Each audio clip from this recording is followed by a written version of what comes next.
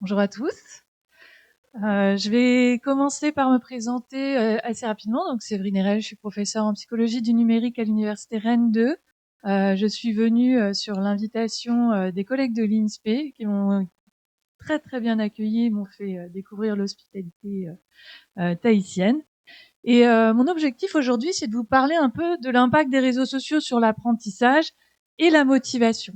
Et comme dans la vie, tout n'est pas forcément noir ou blanc, ben on va voir qu'en fait, on peut avoir un impact positif et un impact un peu plus négatif.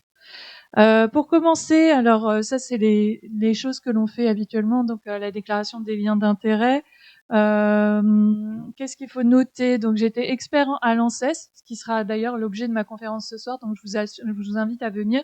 Donc j'ai été expert en fait au niveau du rapport ANSES sur les réseaux sociaux, et donc j'en ferai une synthèse pour les parents, mais vous pouvez également venir. Je travaille actuellement avec La Rochelle sur un projet financé autour de la divulgation publicitaire sur les réseaux sociaux. Donc, comment faire en sorte que les gens voient bien que ce sont des publicités et pas simplement des contenus classiques. J'ai un autre projet euh, avec l'INRAE de Cergy et également l'Université Rennes 2 sur la manière dont les informations et la désinformation se véhiculent sur les réseaux sociaux. Donc l'idée, c'est de comprendre les effets de communauté et la radicalisation aussi des individus sur les réseaux sociaux, enfin du moins la polarisation.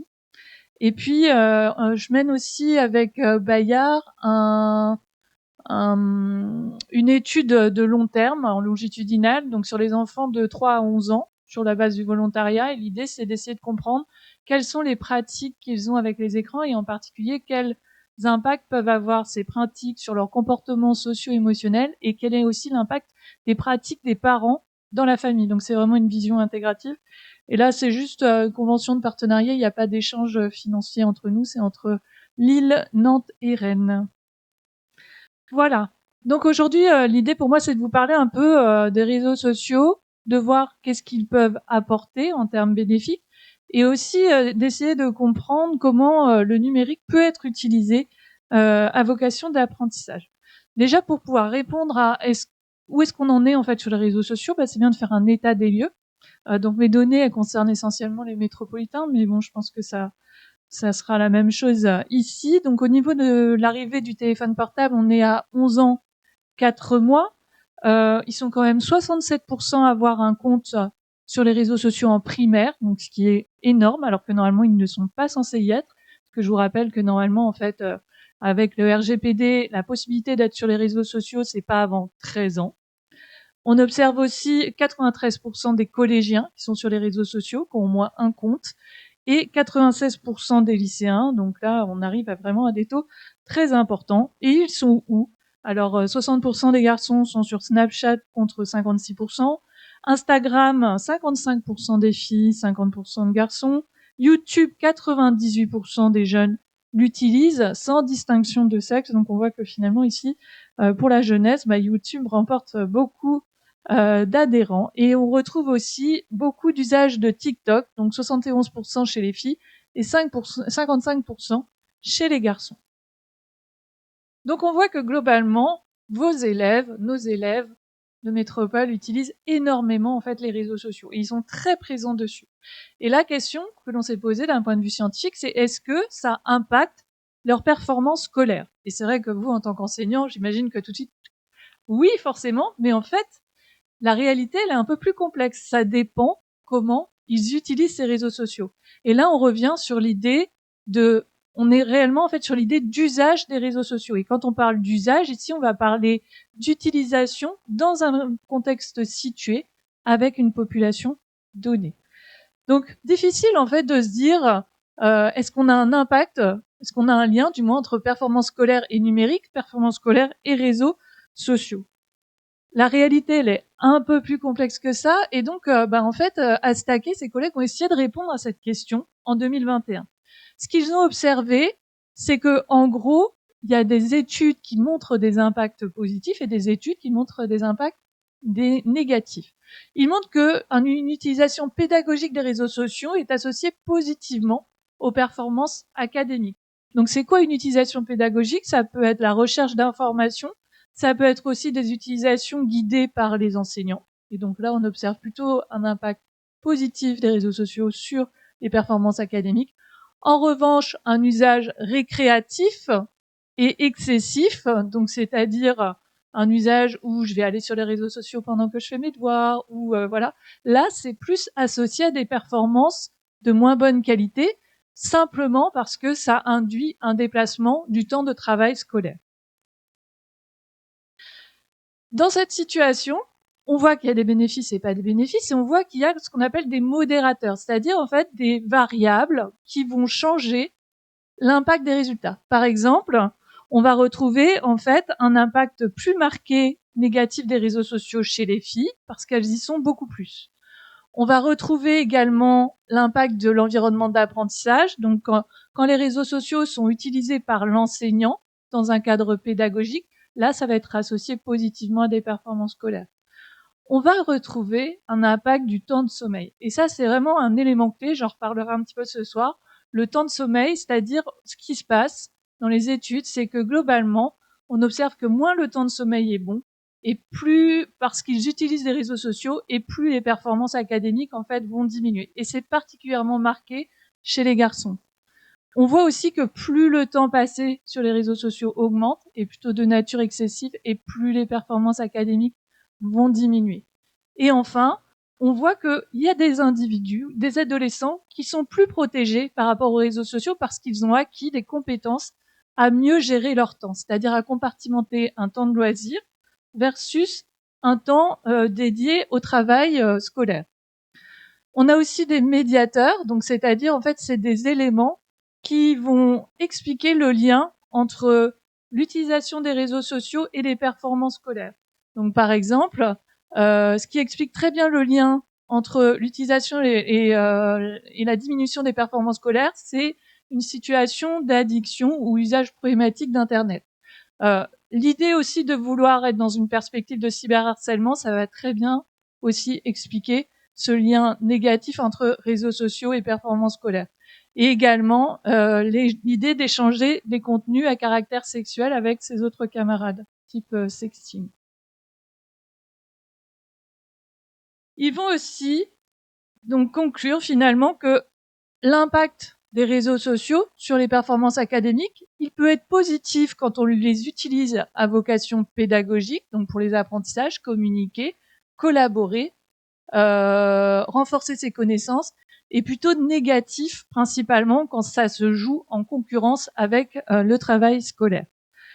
Et un des impacts les plus majeurs, enfin un des modérateurs en fait les plus intéressants là-dedans, pour moi, c'est la question en fait de la gestion du temps et de voir qu'il y en a qui arrivent à gérer leur temps et ça impacte beaucoup moins les performances scolaires et d'autres n'y arrivent moins. Et là, en fait, quand on parle de la capacité à gérer le temps, on parle en fait de ce qu'on appelle le multitasking, donc en français le multitâche, et c'est cette activité que font parfois nos élèves où ils sont à la fois sur les réseaux sociaux, puis ensuite ils reviennent sur les devoirs, puis ensuite ils vont sur les réseaux sociaux, puis ils vont répondre à un SMS, puis ils reviennent sur les réseaux, puis ils se remettent au travail, puis finalement ils vont regarder une vidéo, puis ils reviennent en fait sur leur travail scolaire. Et là, clairement, il y a suffisamment d'éléments aujourd'hui dans la littérature pour dire que cette pratique en particulier, avec le numérique, avec les réseaux sociaux, a un impact délétère. Donc qu'est-ce qu'on peut dire en fait par rapport à cette première partie? En fait, il n'y a pas d'association significative entre les performances scolaires et l'usage du numérique et en particulier les réseaux sociaux. Pas parce qu'il n'y en a pas, mais en fait, on voit que ça dépend du type de pratique que l'on va avoir. On voit en fait qu'il y a des niveaux d'association qui vont changer également. Alors j'en ai pas parlé parce que je peux pas aller trop loin en fait là-dessus, qui vont changer en fonction des enfants et des adolescents. Pour les adolescents, l'usage des réseaux sociaux atteint beaucoup plus les performances scolaires. Pour les enfants, l'usage de la télévision ou la télévision allumée tout le temps à la maison va impacter beaucoup plus les performances scolaires. Il y a des associations qui vont varier en fonction des activités. Donc, on va avoir des associations positives avec les performances scolaires quand on a des usages beaucoup plus pédagogiques et beaucoup plus négatifs quand on est sur des usages récréatifs, intensif et quand on s'amuse à faire ce qu'on appelle du multitasking. Donc ces associations, elles vont varier en fonction du temps. Et ça nous amène déjà à deux choses. L'idée, c'est vraiment en fait que ces associations, elles dépendent des usages, et c'est pas simplement le dispositif. Et là, c'est intéressant parce qu'on sort de l'idée de l'écran, le dispositif, on est vraiment sur la manière dont ils vont utiliser le numérique et les réseaux sociaux. Et aussi, on voit qu'il y a un impact de la capacité de gestion du temps chez les élèves et de leur aptitude à délimiter un temps spécifique pour les devoirs et un temps spécifique pour l'amusement. Donc le multitasking, ce que je suis en train de vous dire, c'est que c'est une très mauvaise pratique. Alors on s'en doutait, mais en fait l'idée c'est d'essayer de comprendre qu'est-ce qui se passe chez les élèves quand ils s'amusent, par exemple à faire de répondre en fait à des WhatsApp ou aller en fait sur Snapchat pendant qu'ils font leurs devoirs. Il y a eu plusieurs études qui ont été menées et j'en ai mené une à l'université de Rennes avec des étudiants. Et vous allez voir que finalement, mes étudiants, ils sont pas trop différents de certains autres élèves. Donc, à Rennes, on s'est posé cette question, mais je vais revenir là-dessus. La question qu'on peut se poser concernant en fait le multitasking et ce qu'on nous a vendu pendant très longtemps, c'est est-ce que cette génération qui a grandi avec le numérique, donc ce qu'on appelle les digital natives, est-ce qu'ils ont cette capacité à pouvoir faire deux choses en même temps, être sur un téléphone et en même temps être capable de faire ses devoirs? En réalité, ils ont les mêmes capacités cognitives que nous. Et c'est vrai que pendant très longtemps, ce mythe, il a perduré. L'idée de dire, comme cette génération est née avec les téléphones portables et tablettes, ils sont plus capables de gérer. Clairement, les capacités de mémoire des individus, elles n'ont pas évolué. Et s'ils sont capables de maîtriser les outils téléphones ou les outils tablettes, les réseaux sociaux, ils sont pas capables de gérer deux choses en même temps parce que leur mémoire de travail, celle qui gère les apprentissages, elle est à capacité limitée. Donc aujourd'hui, en fait, l'idée, c'est de vous parler un petit peu de multitasking et de savoir, en fait, à quoi ça renvoie. Donc j'utilise le terme multitasking parce que dans la littérature, on l'utilise beaucoup plus, mais on peut utiliser le terme multitâche aussi. Et c'est une situation où une personne est en train d'effectuer simultanément ou concurremment plusieurs tâches, chacune nécessitant un traitement cognitif particulier, c'est-à-dire nécessitant, en fait, que l'individu investisse des ressources cognitives. Et on a du multitasking on task, c'est-à-dire je suis en train d'écouter l'enseignant et en même temps je vais approfondir ce qu'il est en train de me dire en faisant une recherche sur mon téléphone pour essayer d'obtenir une définition. Et on a du multitasking, celui qu'on observe le plus, off task, où là en fait c'est l'enseignant parle, mais en même temps je suis en train de regarder mes messages, une vidéo ou autre chose. Donc comme je vous le disais, cette question du multitasking, on l'a vu apparaître de manière prégnante autour des années, on va dire autour des années 2015-2020, où on a vu une espèce d'usage du téléphone décomplexé dans les cours à l'université. Et on s'est posé la question avec mes collègues de savoir, en fait, est-ce que ça les impacte réellement? Et l'idée pour nous était vraiment d'arriver à une situation de prévention. Donc, on était à l'université de Rennes 2 et on était plusieurs enseignants à travailler sur un TD de psychologie cognitive où ils voyaient les phobies. Donc les phobies, ça fait partie des choses que les élèves de psychologie adorent. Généralement, c'est un cours qui est hyper plébiscité. Et en fait, ce qu'on a fait, on n'a rien dit du tout. On a fait le cours classique, on a diffusé des vidéos, on a parlé, on avait notre diaporama. Et au bout de 20 minutes, on a tout coupé et on leur a dit est-ce que vous acceptez de participer à une étude? On va vous demander deux choses. Remplissez une grille pour expliquer tout ce que vous avez fait pendant le cours et également répondez à un questionnaire en fait qui porte sur la première partie du cours et dites-nous en fait globalement ce que vous avez compris. Ce qu'on a observé, alors on s'en rendait compte, mais en fait l'ampleur du truc nous a quand même un peu surpris, c'est que 73% de nos étudiants pendant le cours, qui normalement doit les intéresser, ont fait du multitasking, c'est-à-dire ils ont fait des messages, certains sont allés sur Facebook ou d'autres réseaux sociaux, et 66% ont fait du multitasking non multimédia, c'est-à-dire qu'ils ont papoté, ils ont commencé à lire autre chose, un journal ou autre chose, ou crayonner. Et ce qu'on a observé dans nos résultats, c'est que plus il faisait du multitasking, donc il faut comprendre qu'il y en a un, pendant les 20 premières minutes, il a fait 120 activités de multitasking. Donc c'est énorme. Donc pour nous, c'est déprimant, mais bon, c'est énorme. Et plus il faisait en fait du multitasking, je vais sur les réseaux sociaux et en particulier multimédia, je vais consulter mes SMS, etc. Et plus leur performance en mémorisation du cours diminuait, en particulier sur ce que on leur disait à l'oral et ce qui était proposé dans une vidéo, parce qu'ils pouvaient pas contrôler en fait le rythme. Donc l'information, quand ils n'étaient pas dessus, leur échappait définitivement et donc ils comprenaient moins bien le cours. Donc déjà, c'est l'illustration que cette pratique en cours est délétère. Dans la littérature, on retrouve aussi d'autres études de laboratoire pour essayer de comprendre quel est l'impact du multitasking sur des tâches, sur la reprise en fait, quel est l'impact du multitasking en particulier sur les interruptions et sur le délai de reprise des tâches. C'est-à-dire, est-ce que quand je suis dans une condition où je suis beaucoup interrompue, est-ce que je vais être plus efficace ou aussi efficace que dans une condition où je ne le suis pas? Donc l'idée de cette étude de labo, c'est vraiment en fait de regarder quel est l'impact sur le délai d'interruption et surtout le temps où on a le délai, on a la tâche principale qui commence et on reçoit une alerte et ensuite on commence la tâche secondaire. Et surtout, ce qui nous a intéressé dans cette étude, c'est le délai de reprise. Donc c'est l'impact entre le début de la tâche secondaire et la reprise de la tâche principale. Par exemple, l'impact entre je vais sur les réseaux sociaux et je dois reprendre en fait ma tâche principale.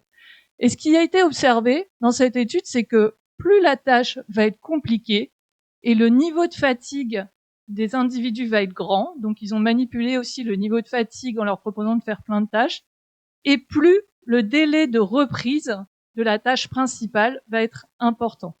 Et là, ça veut dire que grosso modo, quand les élèves en fait font des tâches compliquées, plus ils vont s'interrompre, plus ils vont être fatigués, plus ils vont mettre du temps à revenir à la tâche principale. On observe aussi dans cette étude que plus la tâche est complexe, plus on a d'interruptions et plus la fatigue liée à la réalisation de la tâche va être importante. Et ça, c'est un message important pour moi parce que ça veut dire que globalement, plus on va s'interrompre et plus en fait on va trouver la tâche difficile et fatigante, parce que en fait plus fatigante que ce qu'elle n'est réellement. Pas parce qu'en fait à force de s'interrompre, en fait ça devient beaucoup plus compliqué, il faut revenir sur la tâche, c'est plus de ressources. Il y a une autre étude que j'avais trouvée intéressante également qui portait sur les réseaux sociaux, cette fois-ci vraiment, et différents niveaux de tâches. Donc encore une fois, c'est en laboratoire, mais l'idée c'est d'essayer de faire le parallèle avec ce que font par exemple des jeunes quand ils vont sur les réseaux sociaux et en même temps ils réalisent des tâches complexes. Donc il y avait 3 niveaux de tâches. Une tâche où ils devaient simplement poursuivre une cible avec un joystick, donc une tâche très très simple. Une tâche où il devait répondre à des alarmes via des procédures, donc une tâche en fait basée sur l'application de consignes. Et enfin, une tâche un peu plus compliquée où il devait diagnostiquer des pannes sur un système et donc où il devait en fait réfléchir. Donc on a en fait skill, rule, knowledge, donc qui sont 3 niveaux de tâches différents. Donc dans une première condition, les individus ont fait ces tâches sans aucune interruption. Et dans une deuxième condition, les chercheurs ont proposé 3 types d'interruptions. Visionnage des vidéos, donc humoristiques, tâches cognitives, donc publication informative, actualité, articles factuels, et enfin une tâche beaucoup plus sociale où il faut répondre à des messages. Et donc à chaque niveau de tâche, ils ont proposé en fait ces interruptions. Et l'idée pour eux, c'était vraiment de voir comment ça amenait à influencer les performances à ces tâches et également la fatigue mentale. Donc, ce qui a été observé, c'est que au niveau en fait du temps de réponse des tâches, donc on va retrouver ici sur la gauche, plus la tâche va être complexe, plus les interruptions vont augmenter les temps de réponse à la tâche principale. Ce qu'on observe à droite, c'est que plus la tâche va être complexe, plus les interruptions qui vont être proposées vont entraîner des erreurs dans la réalisation de la tâche. Et enfin, ce qu'on observe aussi, c'est que plus la tâche va être compliquée Et plus les interruptions, donc on les voit en fait, la partie interruption, c'est celle qui est en gris clair, plus, donc on a 3 tâches, la première, la deuxième et la troisième, 3 groupes en fait d'histogrammes, plus la tâche va être complexe et plus les individus en fait vont ressentir que cette tâche est compliquée, elle va générer chez eux une forme de fatigue mentale. Donc cette étude, elle montre que la charge en fait des participants augmentait lorsqu'ils recevaient des interruptions par message et que cet effet est plus marqué quand les tâches sont complexes et ça nuit réellement à la qualité de leur performance. Faire du multitasking, c'est pas quelque chose qui est anodin en fait, et on voit que quand on a ce type de pratique, ça peut être associé à plusieurs formes de déficit. Donc une étude a montré que par rapport à cet aspect pratique, donc dans 88 études, on va retrouver plusieurs variables qui vont induire ces activités de multitasking. Les premières variables, c'est des variables individuelles, c'est-à-dire on va avoir des individus qui vont être de mauvaise humeur, ils vont faire plus de multitasking. Ils vont être pas motivés dans le cours, ils vont faire plus de multitasking. Ils vont avoir l'impression d'être peu efficaces au travail, donc ils vont faire beaucoup plus de multitasking. Ils vont être en manque de sommeil, ils vont faire beaucoup plus de multitasking. Et quand ils sont peu engagés dans l'activité, malheureusement, ils vont faire également beaucoup plus de multitasking.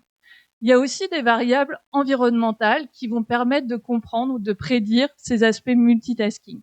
Une des variables, c'est la norme sociale. Aujourd'hui, par exemple, dans les universités, l'idée d'être sur son téléphone pendant que le prof parle, c'est quelque chose de tout à fait normal. Dans les normes sociales, l'idée d'avoir son téléphone à la maison, moi je me bats beaucoup comme avec mes enfants là-dessus, mais à côté de soi, pendant qu'on fait une tâche d'apprentissage, des devoirs, en fait, c'est rentré dans les normes sociales. Donc, il y a vraiment un travail à faire, en fait, sur ces normes qui laissent penser que, finalement, il n'y a pas de souci à regarder ces messages pendant que l'on est en train d'écouter quelque chose de pédagogique ou pendant qu'on est en train de faire ses devoirs. Et il y a aussi une variable technologique, parce qu'en fait, le smartphone, de par son caractère hyper disponible, il rend très facile ces activités de multitasking. On peut avoir accès à plein d'applis et faire plein de choses, et la tentation, du coup, est beaucoup plus grande. Donc, sur cet aspect multitasking, ce que l'on voit, en tout cas, c'est que ce multitasking, il est associé de manière faible, mais significative, donc on trouve des liens, avec des problèmes de régulation de l'attention. Donc, ça ne veut pas dire que c'est ce multitasking qui cause l'attention, mais aujourd'hui, en fait, plusieurs recherches tendent à montrer que ceux qui ont une faible capacité à réguler leur attention vont avoir tendance à faire plus d'activités de multitasking, et plus ils vont faire d'activités de multitasking, plus, en fait, ils vont avoir des difficultés à réguler correctement ensuite leur attention. Donc, c'est vraiment quelque chose comme une boucle qui s'entraîne. Ils ont des difficultés, ils font du multitasking, ils ont encore plus de difficultés à réguler leur attention. On voit, donc dans cette régulation d'attention, dans ces résultats, on voit une plus grande fréquence de ce qu'on appelle le mind wandering. Donc c'est ces élèves qui vont par exemple être perdus dans leurs pensées parce qu'ils vont penser complètement à autre chose et ils vont quitter un petit peu de manière par l'esprit, ils vont quitter un petit peu la tâche ou la classe. Une plus grande distractibilité attentionnelle, donc leur attention, en fait, elle part beaucoup plus sur d'autres choses, ils sont moins capables de se focaliser, et également davantage de changements de tâches. On va retrouver également, associé au multitasking, une plus grande impulsivité des élèves et de plus faibles capacités d'inhibition. Donc impulsivité, c'est impossibilité à réguler en fait correctement ses comportements, donc plus d'hyperactivité, de recherche de sensations et de prise de risque. On va retrouver, lié aussi au multitasking, le fait de faire cette activité, plus de problèmes de mémoire. Plus ils vont avoir cette aptitude à faire du multitasking, plus en fait, visiblement, ils auront une capacité de mémoire qui va diminuer. Et enfin, on va retrouver avec cet aspect multitasking une diminution de la régulation du comportement. Plus de difficultés à adapter ses pensées, ses émotions ou ses actions aux exigences de la situation. Donc ça veut dire quoi? Ça veut dire que probablement, ceux qui ont cette tendance à faire du multitasking, pour moi, en fait, la théorie, c'est plus, on a en fait des individus qui ont des profils plus impulsifs, qui ont plus de difficultés à réguler leur attention et leur comportement.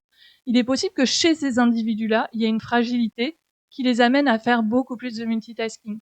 Et on va les appeler les super multitaskers. Le problème, c'est que plus ils vont faire ça, et plus en fait ils vont entrer en difficulté. Et chez eux, ça peut créer une forme de spirale de difficulté qui va en fait les amener à plus de difficultés scolaires. Donc qu'est-ce qu'on peut dire sur cette première partie? Déjà, le fait de faire du multitasking, ça induit une diminution des performances, donc des performances sur une tâche donnée, mais également des performances académiques, c'est ce que montraient en fait les premières études. Donc associé à des moins bonnes performances en apprentissage, associé également à plus de fatigue mentale, et ça c'est important parce que je pense que c'est un facteur qui est très corrélé avec la santé mentale. Plus on est épuisé psychologiquement, en gros c'est un peu ça, et plus on risque de rencontrer des problèmes de santé mentale. On voit une chute marquée sur des tâches plus court terme dans les performances, une chute des performances dans les tâches complexes. Et on voit aussi que les délais de reprise, quand on fait du multitasking, ils tendent à s'allonger. Et en fait, c'est lié à la complexité de la tâche. Plus on est sur un travail compliqué, et plus le délai de reprise de la tâche initiale, donc par exemple les devoirs versus les réseaux sociaux, va s'allonger. Et il y a une étude qui montrait, alors ça à prendre avec des pincettes, mais je trouvais ça intéressant. Une étude montrait par exemple que entre le moment où je m'interromps et le moment où je reprends ma tâche principale, par exemple devoir, un exercice de maths, il faut en moyenne 23 minutes pour retrouver des capacités d'attention de bonne qualité. Et là, en fait, ça pose un vrai problème. Et je pense qu'aujourd'hui, on se focalise beaucoup sur les réseaux sociaux, ce qu'ils peuvent induire, mais en fait, pour moi, une partie du message, il est là. C'est-à-dire, préservez vos capacités et faites attention, justement, à ne pas multitasker parce que vous allez trouver tout plus dur, plus fatigant. Vous allez perdre énormément de temps et énormément d'énergie. Et donc, ça risque, en fait, de vous nuire par la suite. Comme je le disais, il y a probablement des vulnérabilités, c'est-à-dire on a des profils d'élèves différents, vous avez tous des profils d'élèves différents, et en fait, il y a probablement un profil qui est plus à risque, c'est celui qui a plus de capacité, d'incapacité à inhiber certains comportements, plus d'impulsivité, plus de problèmes d'adaptation comportementale, plus de problèmes de mémoire, et également un plus faible contrôle attentionnel et une plus grande distractibilité attentionnelle. Chez ceux-là, l'idée de faire du multitasking, c'est probablement en fait quelque chose qui va majorer les difficultés qu'ils ont déjà. Donc c'est important de les repérer aussi pour leur dire voilà, toi je suis désolée, mais tu fais ça, je le vois, je te connais, je sais comment tu fonctionnes. Clairement, ça peut pas bien se finir pour toi. Donc la prévention sur le multitasking multimédia chez les jeunes, c'est déjà passer par éduquer à couper les sources de distraction et essayer de bien en fait baliser son temps. Alors c'est des choses comme ça peut être mettre en place peut-être des rituels où on éteint, où on passe en mode concentration, définir un mode devoir. On peut personnaliser ces modes en fait sur son téléphone en fonction de ce qu'on a pendant en fait le travail scolaire. Et c'est aussi avoir cette vigilance sur des profils qui semblent plus fragiles par rapport à ça et qui peuvent être au final beaucoup plus en difficulté par la suite.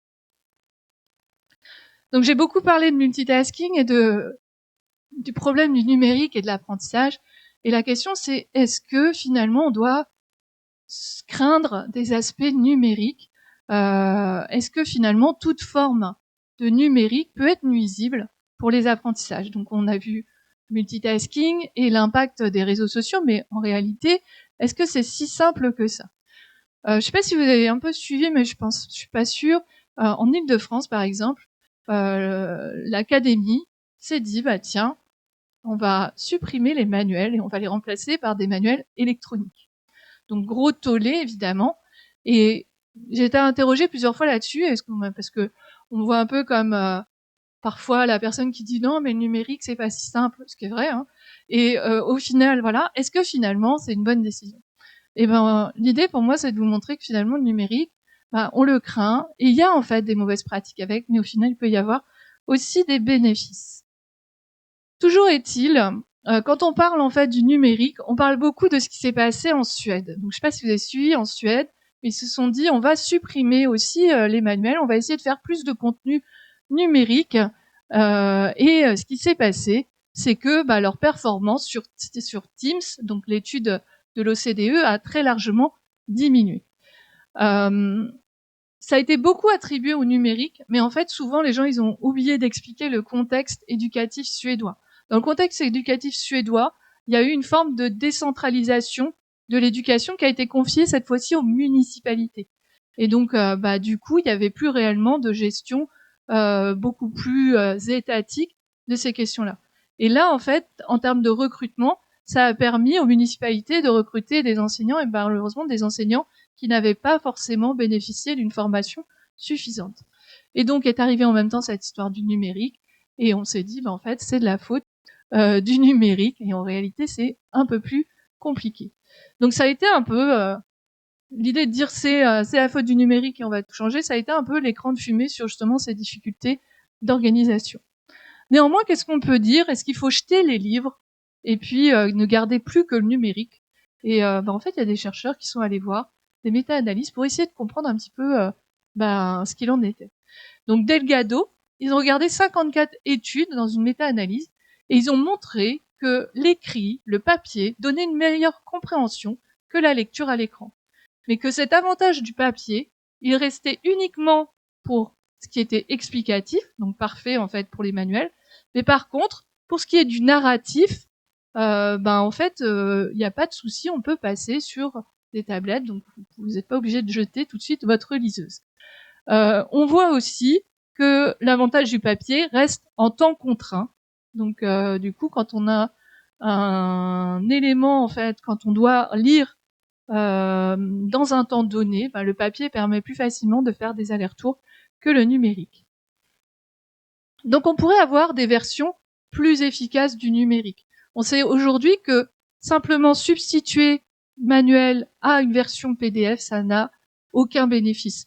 En revanche, quand on travaille sur le format de présentation et quand on optimise les processus cognitifs, c'est-à-dire quand on fait ce qu'on appelle de l'étayage numérique, c'est-à-dire quand on essaye de soutenir les apprenants dans l'apprentissage en leur faisant des feedbacks, en leur donnant des consignes, en les invitant à collaborer les uns avec les autres, là on observe des bénéfices des outils numériques. Donc finalement, c'est pas si simple. Et donc si on regarde la littérature, il y a un super travail qui a été fait par Sailors, qui a pris en fait 28 méta-analyses sur les impacts du numérique à l'école. Et donc en fait, ils sont partis du modèle ICAP. Je ne sais pas si vous connaissez le modèle ICAP, mais c'est le modèle qui parle d'apprentissage passif, actif, constructif, interactif. Donc passif, ça va être par exemple lire ou écouter une vidéo, écouter en fait un commentaire, un podcast. Actif, ça va être plutôt manipuler du matériel, avoir du surlignage, pouvoir faire des retours en arrière. Constructif, ça va être plutôt générer des connaissances et essayer de les expliquer. Et interactif, c'est plus travailler dans des approches constructives, mais avec de la collaboration avec les individus. Donc pour eux, il y a en fait ces différentes activités d'apprentissage, et ces activités d'apprentissage, elles peuvent être passées du modèle conventionnel au numérique. Et donc pour eux, il y a plusieurs manières de comparer, en fait, de transformer des activités d'apprentissage classiques, conventionnelles, vers des apprentissages numériques. Il y a la substitution, donc c'est simplement, je prends la version qui existe et je la mets en PDF. Il y a l'augmentation, donc j'améliore fonctionnellement la réalisation de la tâche, par exemple en mettant des feedbacks. Il y a la modification, je vais reconcevoir en fait la tâche en fonction de la technologie. Et il y a la redéfinition, où là, je vais créer des tâches nouvelles qui ne seraient pas possibles dans un apprentissage plus conventionnel, comme des simulations ou des serious games. Ce qu'ils ont observé, donc ils ont testé plusieurs aspects, ils ont observé que si on fait de la substitution, en fait, du numérique, par exemple, si on fait du passif numérique vers du passif conventionnel vers du passif numérique, de l'actif conventionnel vers de l'actif numérique, etc., il n'y a pas réellement de gain. En revanche, quand on commence à faire évoluer des tâches de passif vers actif, déjà c'est mieux. Et quand on prend des activités constructives et qu'on les fait évoluer par exemple vers des activités beaucoup plus interactives, donc ce qui se passe par exemple dans la modification et dans la redéfinition, bah là on peut avoir un gain supérieur en termes d'apprentissage. Donc ce qu'il faut retenir ici, c'est que globalement, si l'idée c'est de prendre le numérique pour substituer une tâche qui existe de manière conventionnelle et de la passer simplement au numérique sans la transformer, les études montrent qu'il n'y a aucun bénéfice. Quand on est sur une augmentation, eh ben, il y a un effet positif, mais faible. Donc quand on prend une tâche et qu'on essaye par exemple d'ajouter du surlignage, on essaye d'ajouter du guidage visuel, on a en fait un léger effet positif. Quand on commence à modifier la tâche, ici, on va avoir un effet bénéfique. Et quand on redéfinit totalement les tâches, donc quand on passe d'un cours conventionnel à par exemple une mise en pratique dans une simulation, eh ben en fait on va avoir un gain positif, modéré sur les activités d'apprentissage. Donc globalement, ça nous amène à dire que simplement substituer sans transformer, aucun intérêt. Et en revanche, quand on commence à augmenter le soutien cognitif des apprenants au cours de l'apprentissage, via des augmentations, des modifications ou des redéfinitions, là on peut observer des gains. Ça nous amène donc à conclure que finalement, personnellement, je ne suis pas du tout en faveur de jeter les manuels. Gardons les manuels parce qu'ils sont finalement très bien et très adaptés au contenu que l'on veut transmettre aux élèves. Simplement s'amuser à transformer, à substituer une tâche à une autre, ça n'a aucun intérêt. Enfin, si on substitue une tâche conventionnelle à une tâche dans le numérique et qu'on fait exactement la même chose, aucun intérêt.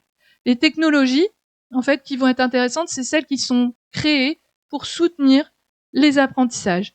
Et en particulier, celles qui proposent des quiz, des feedbacks ou encore des collaborations. À partir du moment où elles soutiennent ce qu'on appelle la métacognition, c'est-à-dire la conscience que l'on a de notre traitement, la conscience que l'on a d'avoir appris des choses et d'avoir compris, si ces éléments permettent de faire ça, ce sont des technologies qui vont être bénéfiques pour les élèves. Donc globalement, on ne doit pas avoir des technologies numériques qui doivent se contenter de mimer ce qui existe déjà de manière conventionnelle, parce que c'est pas très efficace. Si on veut améliorer la qualité des apprentissages, il faut travailler sur les formats et sur les stratégies pour soutenir les apprentissages d'un point de vue cognitif et produire de l'étayage et de la métacognition. Voilà, je vous remercie.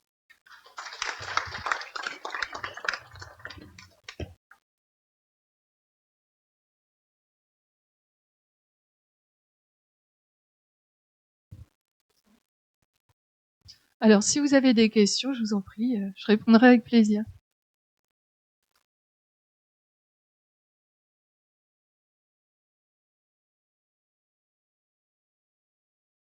S'il y a des questions, on va circuler dans la salle avec un deuxième micro. N'hésitez pas à les poser.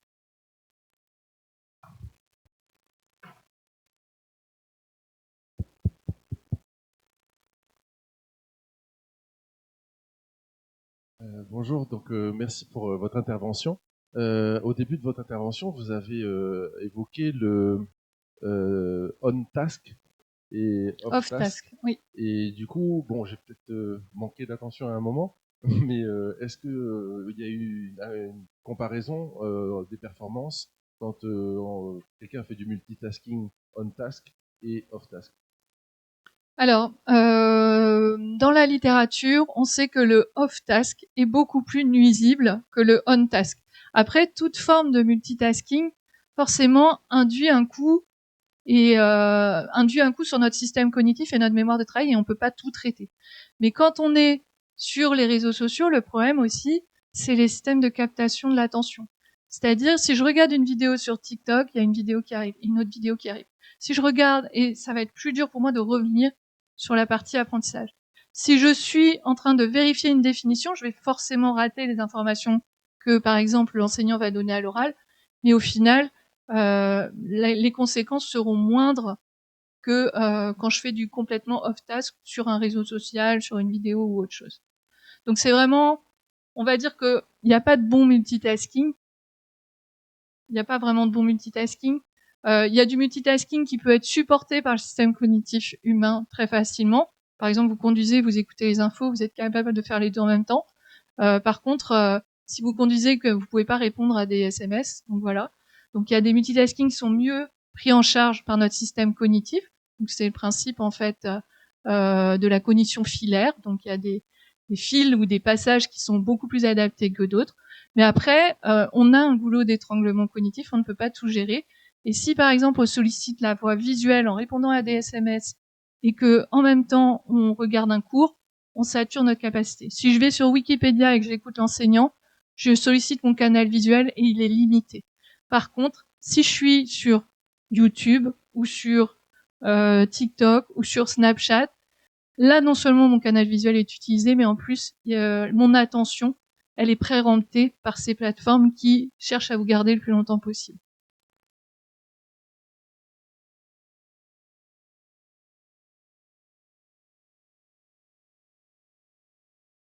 Bonjour. Bonjour. Une question par rapport à vos recherches. Est-ce que quand vous avez étudié donc le multitasking et les effets sur les étudiants, est-ce que le multitasking ne peut pas non plus être vu comme quelque chose qui va détendre un étudiant quand il écoute le cours? C'est vrai que quand on est en voiture et qu'on a un long trajet à faire, on ne se voit pas ne pas écouter de la musique, au moins pour s'encourager, ça fait vide sinon. Et le fait de suivre un cours et puis tiens, je reçois un message, je regarde, ça me détend, parce que 3 heures de cours, c'est long, et il y a un effet peut-être positif, j'essaye d'en trouver un, sur le multitasking. Alors, comme je parlais tout à l'heure de la notion de cognition filaire, donc qui est un modèle en fait qui permet de comprendre comment fonctionne le multitasking, la tâche que vous décrivez, en fait, elle induit un coût, mais moindre, puisqu'on arrive à gérer en fait les deux, parce que la tâche de conduite, elle est automatisée. Si vous étiez très jeune conducteur, ou quand vous étiez un jeune conducteur, il y a probablement des choses qui étaient un peu plus compliquées à faire en même temps. Là, la tâche est automatisée. Le fait d'écouter de la musique ou un podcast n'induit pas en fait un dépassement de nos ressources cognitives. J'entends l'idée que ça peut nous détendre par moment quand on a des grosses séquences de cours. En fait, comme je l'expliquais déjà, dans ce contexte-là, je réponds à SMS. Mon attention visuelle, elle est sollicitée et elle n'est plus, en fait, par rapport à ce que dit l'enseignant. J'écris, mon système verbal de la mémoire de travail est sollicité et n'est plus, en fait, sur ce qu'est en train de raconter l'enseignant. Donc, clairement, même si l'idée, c'est de se détendre, c'est une pratique qui est mauvaise pour la performance à court terme et normalement à long terme aussi. L'idée, en fait, et vous soulevez un point intéressant, après 3 heures, on est un peu crevé, etc. Un des déclencheurs du multitasking, c'est la fatigue des individus. Aujourd'hui, on a des ados qui sont dans des rythmes scolaires très tendus, avec des activités qui se lèvent pour certains très tôt pour pouvoir aller au collège, au lycée. Et en fait, cette question du sommeil, elle devient de plus en plus centrale dans notre manière aussi de gérer le numérique. On peut pas attendre. Et moi, je vois avec mes étudiants, c'est parfois ça aussi, parce que l'université est à Rennes, mais certains viennent de la banlieue de Rennes ou des alentours de Rennes et font jusqu'à 60 km pour venir à la fac et ils se font des journées de 6 heures, tout compilé, et ensuite repartent. Et ils sont clairement, à la fin de la journée, ils sont rincés. Mais ils ont, du coup, comme ils sont fatigués, ils ont moins, en fait, cette capacité à pouvoir réguler leur comportement et ils ont commencé à faire du multitasking. Et le problème, c'est que, finalement, cette journée, elle est moins bénéfique. Donc, sur une journée assez longue, oui, ça les détend parce qu'ils sont crevés. Mais la question, c'est pas de se dire, laissons-les faire. C'est plus de se dire, comment on pourrait aménager des rythmes qui, justement, poussent moins les gens dans des retranchements et dans une fatigue intense qui les empêche d'inhiber ce type de comportement. Très clairement, sur la question du multitasking, je pense qu'il va vraiment falloir, alors je ne sais pas s'il y a des médiateurs du numérique ou des profs doc ici, mais clairement, je pense qu'il va falloir travailler avec les élèves sur les impacts négatifs, parce que forcément, dans les collèges, normalement, c'est pas autorisé de sortir son téléphone pendant les cours. Par contre, pendant les devoirs, ils utilisent Pronote, donc ce qui est normal et très bien. Moi, j'ai rien du tout contre Pronote. Par contre, l'accès au téléphone fait que, oh tiens, j'ai une notif. Ah machin, il m'a écrit et en fait, ils quittent le travail scolaire. Et là, c'est un vrai problème, je pense, pour les apprentissages. Il va falloir les amener à comprendre que, d'une certaine manière, en faisant ça, ils se tirent un peu une balle dans le pied, c'est beaucoup plus coûteux, ça prend plus d'énergie, et au final, ça leur bénéficie pas du tout. Et du coup, je prolonge votre réflexion. Est-ce que des établissements ou des collègues ont déjà expérimenté des solutions? Est-ce qu'il y a des pistes à explorer pour éviter le multitasking numérique, qui ne soit pas toujours la suppression de l'objet? Passe pas par la suppression. Alors, au niveau de l'université, nous, on a présenté ces résultats aux étudiants. Donc, on aurait pu se dire, ça va être dans leur tête, ça va être brain, oh ben on va arrêter. Ben en fait, la norme sociale est tellement marquée que ça dure 2 semaines, 3 semaines, et après ça repart. Et on peut pas tout le temps faire la police, parce que chez nous, dans les universités, dans mon université, l'usage du téléphone portable est autorisé, même pendant le cours. On peut pas tout le temps faire la police et leur redire. Et je pense qu'il y a un travail à faire déjà sur cette norme sociale et sur le coût en fatigue que ça induit, parce que je pense qu'ils se rendent malheureusement pas assez compte du coût en fatigue que ça leur produit et du fait que ça empire encore plus la fatigue qu'ils ressentent un peu tous les jours en allant en cours. Dans les écoles, aujourd'hui, dans les collèges, normalement, le téléphone est interdit dans les cours. Dans les lycées, ça risque, c'est en passe d'être interdit dans les cours. Moi, personnellement, dans les salles de cours, je trouverais ça très bien, en dehors des usages pédagogiques, qu'on interdise en fait l'usage des téléphones portables. Parce que je suis avec l'enseignant, je peux me déconnecter 1 heure, et ensuite, à l'intercours, je peux regarder mon message. Donc, interdire au sens strict, comme on veut faire par exemple en France dans les lycées, pour moi, je trouve que c'est pas forcément la bonne manière de faire. Dans le sens où ça infantilise un peu les choses et ça les amène pas à se saisir de cette question. Parce que quand ils sont à la maison et qu'ils travaillent sur les devoirs et qu'ils refont en fait cette activité qui pose un problème, en gros le bénéfice est quasiment est relativement moindre.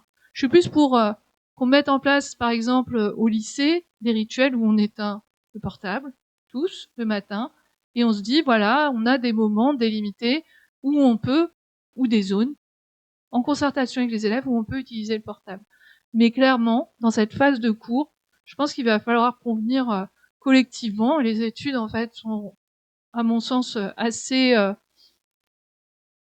solides pour dire que l'usage du téléphone portable en cours récréatif n'est clairement pas une bonne solution pour eux, et voire même c'est l'équivalent de se tirer une balle dans le pied d'un point de vue apprentissage, parce que ça majore leurs difficultés, leurs erreurs, le temps d'apprentissage et la fatigue qu'ils vont ressentir en fin de journée.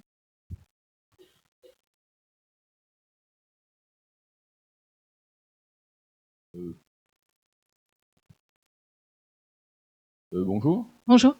Dans ce que vous avez dit, j'ai un comportement qui peut-être n'a pas été étudié, mais qui me vient à l'esprit. C'est éventuellement, je suis étudiant, je viens assister à votre cours pendant 3 heures, mais il y a des applications qui me permettent de vous filmer, de prendre des notes et d'avoir la transcription de ce que vous avez dit. Et donc pendant 3 heures, je vais pouvoir ne plus du tout faire attention à ce que vous dites parce que je vais avoir les notes qui ont été prises par mon téléphone. Donc ça veut dire que là, c'est même plus du multitasking. Je me suis complètement exclu. C'est une disparition du tasking, quoi. Mais bon, je vois déjà certains élèves, s'ils ont cette possibilité-là, ils vont le faire. Et puis, ça va les légitimer quelque part dans le fait de plus avoir besoin de faire attention à ce qu'ils font. Et après, quand on parle de normes sociales, eh bien, on voit que les adultes également sont allés plus loin. Conférences, en réunion, on sort son téléphone et voilà. Clairement, la norme sociale, nous, adultes, on n'est clairement pas bons. Nous, en tant que parents, on n'est clairement pas non plus bons. On est en train de dire à nos enfants, ne regarde pas ton téléphone à table, ne fais pas de téléphone portable, etc. à tel moment. Et parallèlement, il n'est pas rare qu'on fasse répondre à des messages quand on est à table, que quand nos enfants nous parlent, on est nous-mêmes en train de répondre à des mails de boulot. Et clairement, il y a la norme sociale, en fait, je pense que c'est pour l'ensemble des individus et pas que pour les jeunes. Donc clairement, là-dessus, vous avez raison. Sur la question de l'utilisation des outils d'IA pour retranscrire les contenus, Alors moi, je l'ai pas vu dans mes cours, du moins j'ai pas appris sur le fait les étudiants, mais j'ai des collègues qui m'en ont parlé et effectivement, c'est des élèves qui discutent à côté, donc qui n'écoutent pas le cours. Et quand on leur dit visiblement, pourquoi tu n'écoutes pas le cours, ils disent, moi je m'en fiche, j'ai tout sur IA, j'aurai toute la synthèse du cours. Sauf que si on reprend un peu les études sur l'IA, et je pense que le résultat va être le même, l'engagement cognitif, en fait, dans l'apprentissage, il est important. Si on reprend l'étude du MIT, je crois qu'on en parlait un peu ce matin, je sais pas si vous vous souvenez, mais l'idée c'était de dire, dans cette étude, ils ont comparé un groupe d'individus qui faisaient un apprentissage et de la rédaction sans aucun usage du numérique, un autre groupe qui utilisait Internet, mais pas d'usage de l'intelligence artificielle, et un troisième groupe qui utilisait l'intelligence artificielle. Et ce qu'ils ont observé, c'est que, en fait, ceux qui avaient utilisé l'intelligence artificielle avaient de moins bonnes réponses, on va dire, à l'EEG, c'est-à-dire leur zone dédiée à l'apprentissage s'allumait moins, sous-entendu, il y avait plus d'efforts cognitifs pour apprendre et ils produisaient des contenus de moins bonne qualité.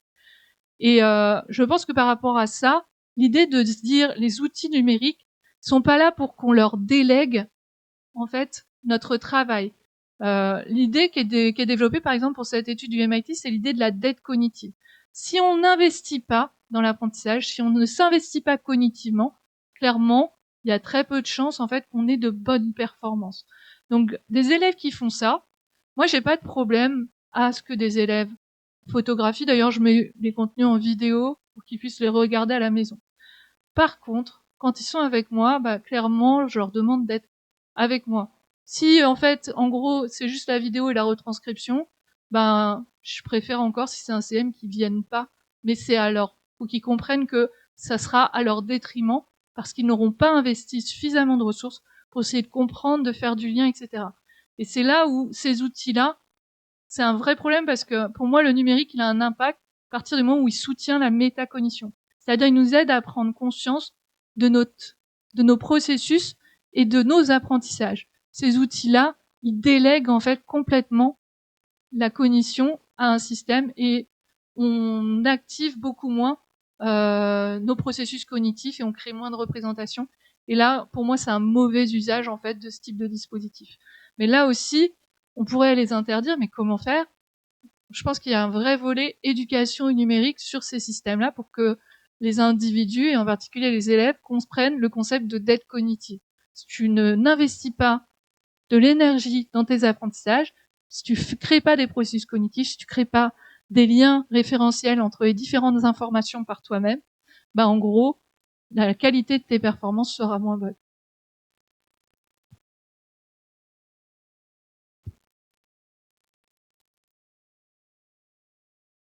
Bonjour. Bonjour. Est-ce qu'il y a des études inverses qui ont été faites dans le sens par rapport à l'impact psychologique qu'aurait pour les adolescents, etc., la privation de réseaux sociaux? Ouais. Et qu'est-ce que ça donne? Il y a une étude qui est sortie récemment. Est-ce que j'en parlerai? Je sais plus. Il y a une étude qui est sortie récemment qui montre en fait que la privation des réseaux sociaux, elle nuit à la qualité de la santé mentale et du bien-être des ados. Et que en fait, les réseaux sociaux, c'est vraiment une question de dosage. Bon, après, on va dire, il y a une question de régulation qui est importante et pour lesquelles, on doit tous collectivement dans la société en fait se battre et faire remonter les problèmes. Mais priver aujourd'hui les ados des réseaux sociaux, ça a un impact négatif d'une part sur les compétences émotionnelles et sociales, parce que en gros, ce qu'ils voient sur les réseaux sociaux, c'est des éléments de socialisation de l'extérieur. Tu connais la dernière trend, tu connais tel influenceur, tu regardes tel truc, t'es dans le groupe. Et la question du groupe chez les ados, c'est essentiel. Zéro réseaux sociaux, il y a une étude, donc je disais, de 2025 qui est sortie et qui montre que zéro réseaux sociaux, ça induit un moins bon bien-être chez les individus. Parce que ils n'ont pas en fait ce terrain d'échange et de socialisation, ils sont un peu coupés des choses. Au milieu, modérément des réseaux sociaux, donc généralement on parle de autour de 1 heure à 2 heures par jour. ça a même des bénéfices à la fois en termes de bien-être et de compétences psychosociales. Par contre, quand on arrive au-delà, bah forcément un usage excessif, ça induit un déplacement des interactions sociales dans la vie réelle, de la communication, des activités qui sont bénéfiques simplement pour la santé mentale, donc le sport, discuter, faire autre chose, lire. Bah là, en fait, ça va être négatif. Donc 0 réseaux sociaux, c'est clairement pas quelque chose que je vais recommander au regard de la littérature. Trop de réseaux sociaux non plus. L'idée, alors, ils utilisent l'image de boucle d'or, donc c'est toujours dans la modération qu'on retrouve en fait plutôt les bénéfices.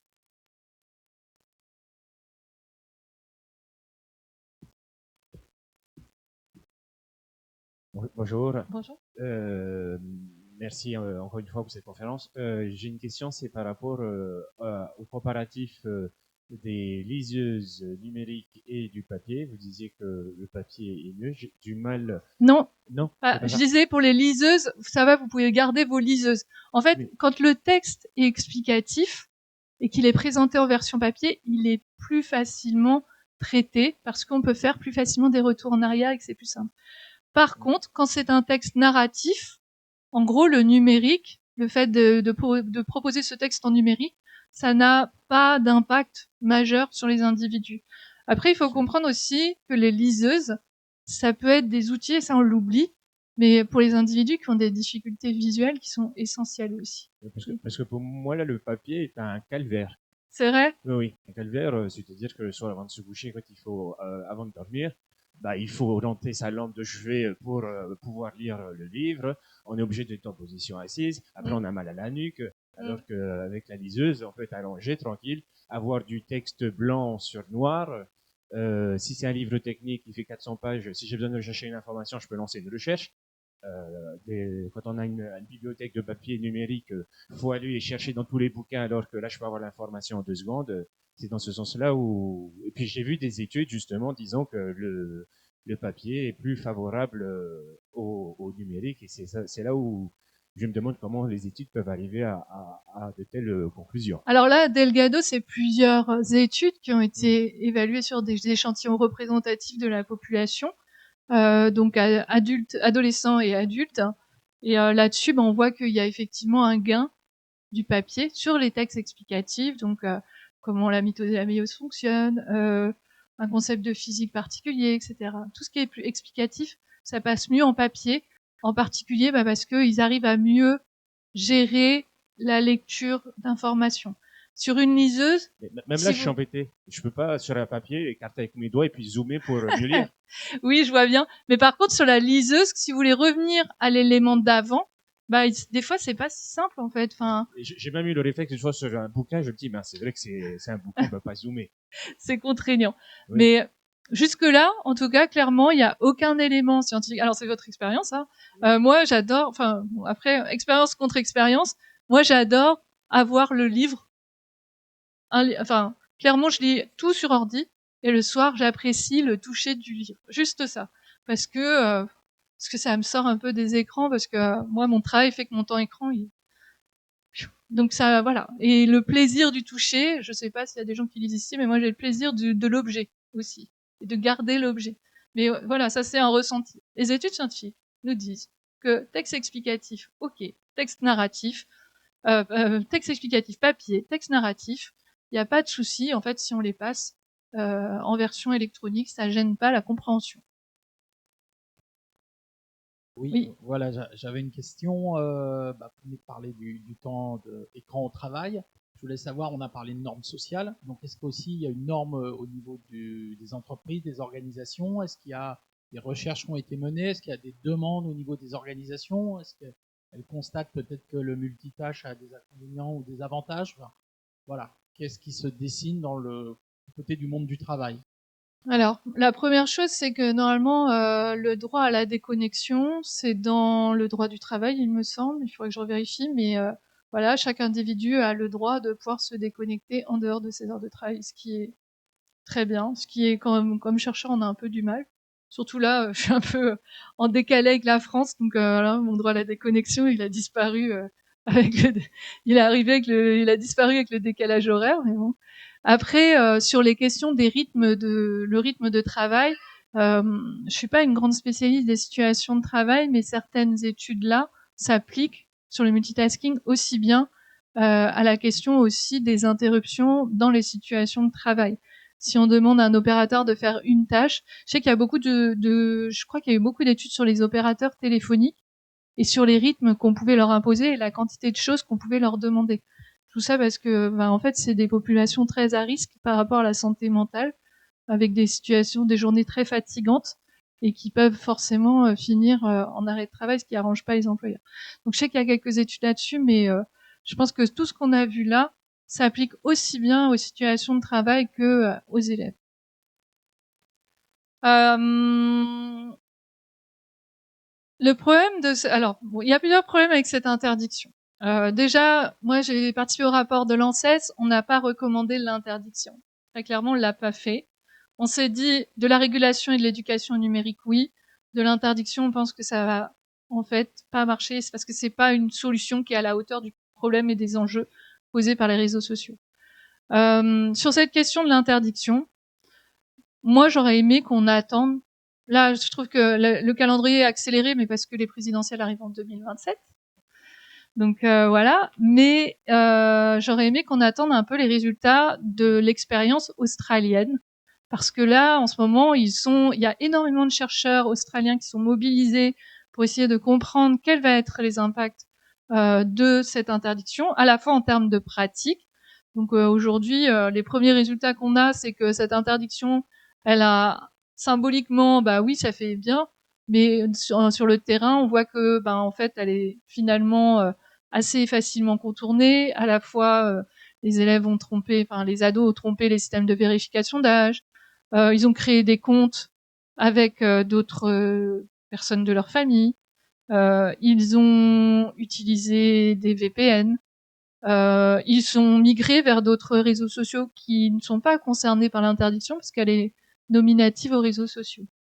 Dans les retours que j'ai eus, alors là pour le coup c'est pas excessivement scientifique, mais je suis ça de très près et je regardais un peu les médias australiens. Je vois qu'il y a beaucoup de jeunes qui disent que quand même c'est embêtant parce qu'ils peuvent plus parler avec leurs amis. Donc il y a en fait, et c'est vrai que l'un des attraits pour les jeunes sur les réseaux sociaux, c'est cette composante de socialisation. On peut socialiser et ça, dans une phase adolescente, c'est totalement en accord avec leur développement. Là, clairement, ils ressentent en fait une sorte de frustration et de privation et ils se sentent un peu empêchés dans leurs liens sociaux. Et qui dit adolescent empêché dans ses liens sociaux, dit forcément adolescent qui est plus à risque d'un point de vue santé mentale. Parce qu'on sait que la solitude, aujourd'hui, elle est associée justement à des problèmes d'anxiété, de dépression et des pensées suicidaires. Voilà ce qu'il en est. Est-ce qu'après, on a des adolescents qui vont mieux? La question, c'est est-ce qu'ils leur ont proposé des choses plus sympas à faire? Là, dernièrement, je pense que c'était très humoristique, mais j'ai vu que il y avait on va dire une émission australienne qui avait relaté un fait comme quoi des jeunes qui s'ennuyaient du coup depuis qu'ils avaient coupé les réseaux sociaux avaient volé des vélos électriques et avaient fait tout un ride sur un terrain de golf. Et ils disaient ça c'est un effet de bord des réseaux sociaux, donc de manière très rigolote, hein. Mais en disant voilà maintenant vous voulez qu'ils soient dehors, maintenant ils sont dehors, ils font du cross avec des vélos électriques sur les terrains de golf australiens. C'est la question de l'interdiction des réseaux sociaux en France. Je pense que, grosso modo, pour moi, c'est une réponse non adaptée. Je trouve qu'elle est très descendante. Et ça, en fait, ça risque de nuire à la perception de la jeunesse et à la perception qu'elle a d'elle-même, en fait. C'est-à-dire, on est en train, plutôt que de leur donner du pouvoir et de leur dire, voilà, on va décider ensemble. Clairement, il y a des problèmes de régulation. Venez nous aider par rapport à ça aussi parce qu'ils sont acteurs sur les réseaux sociaux.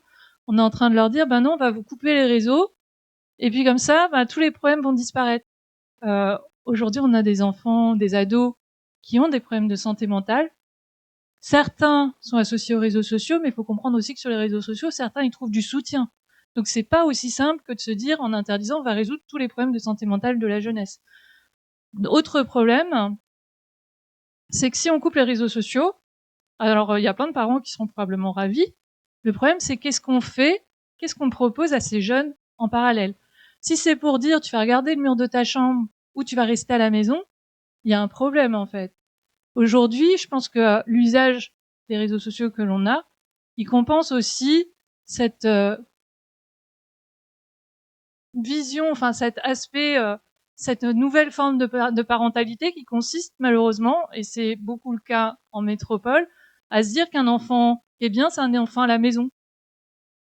Et si on regarde par exemple les distances d'éloignement entre 1919 et 2010, 2019, en 1919, un enfant, il pouvait jouer entre 0 et 10 km d'éloignement du domicile. Donc ils allaient construire des cabanes, ils faisaient des trucs, partaient à la journée. Aujourd'hui, l'éloignement du domicile moyen d'un ado, c'est 300 mètres. C'est la déprime, hein. 300 mètres. Ça veut dire que et les parents sont anxieux de l'extérieur. Il y a de plus en plus de parents qui traquent les téléphones, mettent des balises dans les sacs. Et il y a une crainte qui est véhiculée probablement par les médias de mon enfant va se faire agresser, enlever, etc. Et le problème, et c'est une crainte compréhensible parce que moi étant parent, voilà. Mais d'un autre côté, on peut pas les mettre sous cloche et en fait, on peut pas espérer qu'ils aillent bien si on leur dit qu'ils vont passer toute leur adolescence dans leur chambre à regarder les murs, etc. Donc interdisons, si vous voulez. Moi, je suis pas pour du tout. Mais par contre, proposons des espaces de socialisation plus ouverts parce que aujourd'hui, des jeunes qui discutent dans la rue, qui font des trucs, bah, au bout d'un moment, ça dérange parce que ça fait du bruit. Ils sont bruyants, ces gens, en fait. Ces jeunes qui se retrouvent avec leur mobilette ou leur vélo ou machin. Ils mettent de la musique, ils dansent, ils font du skate, ça fait du bruit. Enfin, moi, j'ai vu à Place de Bretagne, les riverains se sont plaints parce que les jeunes faisaient du skate sur la grande place de Bretagne. Donc, du coup, ils ne peuvent plus y aller. Et on les renvoie à des espaces hors ville et tout. Donc, il y a une vraie manière, en fait, de penser la place du jeune, de l'enfant dans notre société aussi. Et ça, par contre, c'est vraiment l'impensé de cette interdiction des réseaux sociaux. Comment? Oui, mais après, ça suffit pas, en fait. Aujourd'hui, les manières d'expression des jeunes, oui, il y a les SMS, ils sont sur le WhatsApp, mais aussi, ils vont envoyer des vidéos, ils vont s'envoyer des vidéos pour rigoler, ils vont, voilà. Et en fait, dans ces systèmes, il y a aussi un aspect construction de soi. Je vais me trouver un loisir, les do it yourself. Je vais apprendre le tricot, je vais apprendre à faire du crochet, je vais apprendre à, il y a les TikTok books, le BookTok, donc, où je vais découvrir des livres à lire qui intéressent les gens, enfin, les jeunes de mon âge, etc. Donc, il y a tout un tas de pratiques et qui sont pas forcément d'ailleurs délétères. Et oui, après, il y a cet aspect économie d'attention et qui est réellement problématique. Mais l'interdiction en soi, à mon sens, risque d'être un échec et ne met pas le doigt sur le vrai fond du problème. C'est qu'aujourd'hui, on a une jeunesse qui est quand même en difficulté d'un point de vue santé mentale, qu'on met beaucoup sur les réseaux sociaux, mais qu'on s'intéresse pas beaucoup à la question de leur place dans la société, de la parole qu'ils pourraient avoir, mais également de ce qui se passe pour leur avenir, puisque aujourd'hui, Parcoursup, c'est une source d'angoisse majeure. Et les études, c'est une source d'angoisse majeure chez les jeunes, c'est quand même relativement bien documenté. Et après, tout le contexte non pris en compte de l'écologie par notre gouvernement, ça aussi, c'est un impensé total. Le contexte géopolitique qui est quand même pas hyper facile à gérer pour des jeunes qui se disent, qui entendent régulièrement que on risque de rentrer dans une nouvelle guerre, etc. Donc voilà. Donc en tout cas, l'interdiction, je ne sais pas si elle aura lieu, je ne sais pas si elle va être mise en place, mais clairement, pour moi, elle résoudra pas le problème des jeunes aujourd'hui. Et vraiment, il va falloir repenser, s'y mettre ça en place et qu'ils repensent pas la place du jeune dans la société. On a un gros souci, on a de gros soucis à venir, quoi.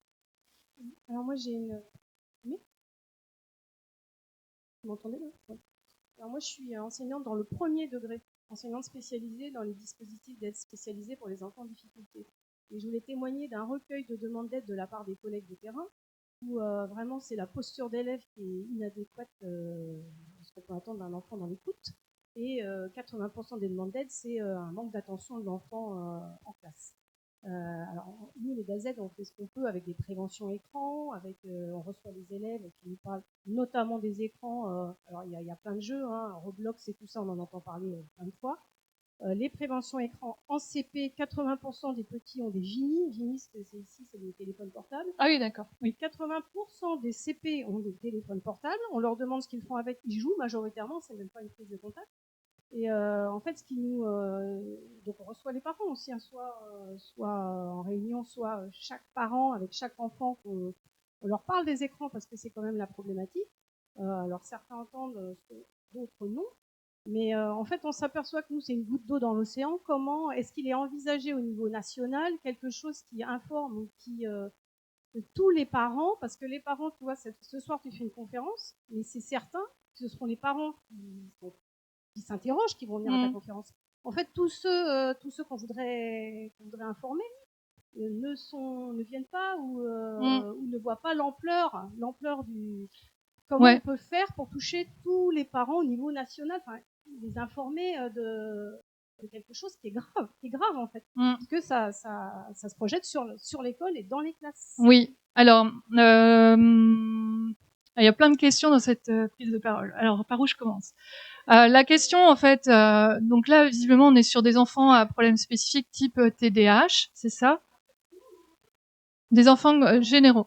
Donc déjà, de base, il y a une règle qui dit que normalement, le prélèvement des données, c'est pas avant 13 ans. Donc normalement, ces enfants, ils ne devraient pas être là. Après, la question, c'est pourquoi ils sont là.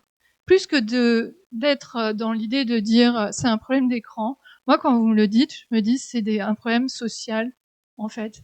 C'est les inégalités sociales. Il y a eu des études qui ont été faites, notamment avec la cohorte ELF, qui montrent que des enfants, on va retrouver par exemple des difficultés d'enfants suivis par la cohorte ELF liées au développement de leur... Alors on prend je crois que c'est des 3 ans, j'espère que je dis pas de bêtises, je dirais 3 ans, 11 ans. On voit, non, c'est des 5 ans, 3 ans, 5 ans, je sais plus. Autour de 5 ans, on va dire. On voit que ces enfants-là, ils ont en fait des difficultés de développement du langage liées à la pratique du numérique. C'est associé, en fait, le fait de regarder les écrans, la télévision, c'est associé à plus de troubles du langage. Le fait de regarder le numérique chez ces enfants-là, c'est associé à un moins bon développement cognitif.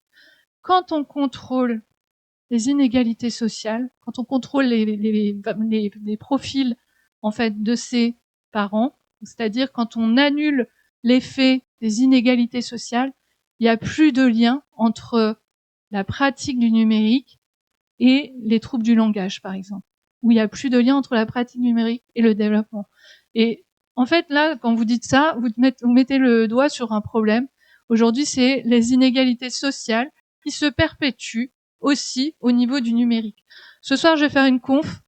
Il n'y aura pas, en fait, la population qui est la plus en difficulté. Et la question, c'est comment on peut aider ces parents. Et j'ai envie de dire, c'est une question qui est complexe, à part faire de la sensibilisation et de la prévention. Mais effectivement, pour des populations qui sont déjà en difficulté, c'est compliqué. Souvent, pour moi, en fait, quand je fais des conférences auprès des formateurs, etc., comme j'ai pu faire à Lyon ou ailleurs, quand je vois en fait des enseignants, l'écran, pour moi, c'est pas forcément le problème, c'est le symptôme de parfois un environnement familial beaucoup plus complexe. Et malheureusement, comment les aider? Je pense qu'il faut essayer de les orienter vers éventuellement des assistants sociaux, des psychologues selon les cas, hein, il n'y a pas de règle, voilà, quand ils sont en difficulté. Leur dire arrêtez les écrans quand une maman est en dépression, ça résoudra pas le problème. Si une maman en fait est en dépression parce que elle a des difficultés à gérer la parentalité, aujourd'hui plus t'as d'enfants, plus c'est dur, on est dans une société qui est dure avec les mamans aussi. Clairement, on reçoit beaucoup d'injonctions. Lui dire tu fais trop d'écran en fait, elle a pas. Je pense que la résultante de cette situation, c'est une maman qui est en difficulté et qui est fatiguée et qui sait plus comment faire avec son enfant. Donc c'est plus essayer de privilégier le dialogue, se dire en gros vous avez un souci, il faut demander de l'aide. Donc Il n'y a pas une situation qui est la même qu'une autre. Mais clairement, il faut se dire que des enfants qui sont tout le temps dans les écrans, pour moi, c'est un symptôme de l'environnement de l'enfant plus que la cause de l'ensemble de ses problèmes.